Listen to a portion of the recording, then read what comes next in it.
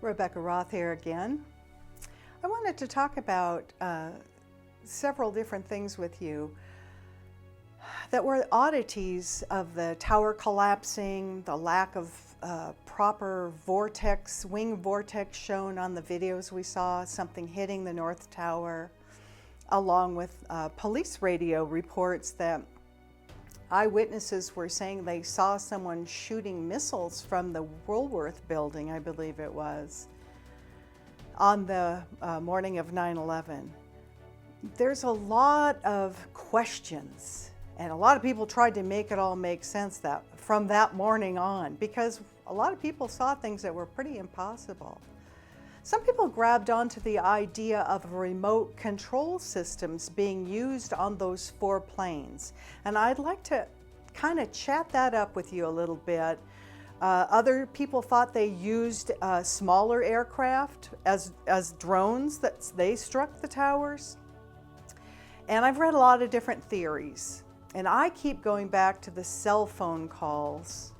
On all 4 flights, the planes had to be on the ground to make those cell phone calls. Now, I found the airport, and after the first Coast to Coast AM interview I did, several eyewitnesses found me to tell me the name of the unnamed airport. I purposefully didn't identify the base in that interview. I realized it would be a large audience. I wanted to see if anybody else had seen anything. It was a reserve Air Force base near Chicopee, Massachusetts, called Westover. And of course, I did find out that people knew what had happened because they'd seen it. And also several years ago, I'd received an email. Whether it's true or not, I can't say. But I will describe to you the nuts and bolts of this email that I received, and it was several years ago. It came from a man claiming to be Jewish and living in Florida. Kind of interesting there. And he told me in that email that a family member of his was Mossad, and that his family member, had been tasked with setting the explosives in the World Trade Center towers. And that another family member, or maybe it was a friend, was a physicist, and that he had been hired to determine both the placement and the type of explosives that were required to bring the Twin Towers down and to turn them into dust. And we all saw that dust on television. The email said that he was with the family member who was Mossad on the morning of 9/11. And when the television news came out that the towers were on fire and smoking, as we saw for quite some time, his family member was so shocked that he actually came out and said, OMG, they actually pulled it off. I can't believe it. I can't recall the exact wording of that email, but there was some comment in there about that Mossad operation being called Light the Fuse. I thought that was kind of an interesting name for an operation. Again, I have no way of knowing if his story was true or not, but I'm sharing it with you because it did explain the dustification and the explosion that we all saw. Because an airplane striking a building would not cause that type of collapse. Jet fuel does not melt steel, as they say. It never has, and it never will. Now back to the remote control story. Now, I remember years ago when a remote control device was offered to, I'm assuming, all U.S. air carriers. The pilots that I spoke with were not sold on the device. That device was sold to the airline companies, but explaining that to the corporate office and a pilot's two different stories. They sold it by saying, in the event of a hijacking, the plane could be landed remotely. using this flight termination system. It was a plug-in device that would plug right into, work its way right into the flight management computer on each airplane. The plane's brain, so to speak. Well, both the United and American Airlines had bought that system and apparently had them installed, and they were on those planes involved on 9/11.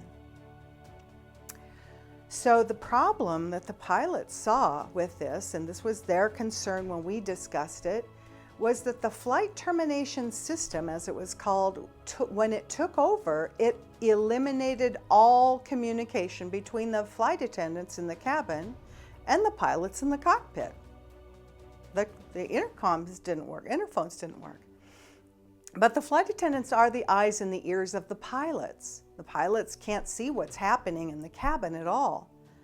So one of the things we had were code words that would be used to let the pilots know when we called on the interphone that there's a hijacker, he's with me, he wants in the cockpit, and I'm going to do every step by step of that protocol to not let him in the cockpit by using a couple code words. By doing so, those code words would trigger the reaction to the pilots to initiate their protocol up in the cockpit. They would signal on a frequency squawking the 7500 hijack code on the radio, and that would inform the air traffic controllers and other planes around that our plane was a possible hijack. And that meant that it might fly off course, it might do something different, so be careful, stay away. That loss of communication between the captain or the cockpit and the cabin caused some airlines to refuse the purchase of that remote control system. But I have to ask, and so I'll ask you, if both United Airlines and American had this anti-hijack remote control system to be used, quote, in the event of a hijacking, they could land the airplane remotely. Well, why didn't they land those 4 planes on 9/11? That's kind of a good question, isn't it? I never did hear who the we were that, quote, could land the hijacked plane remotely. Was it air traffic control? These were the questions we had, by the way. Was it the FAA? Or was it a foreign government? Who were the we? They were talking about taking control. That question was never answered as far as I know.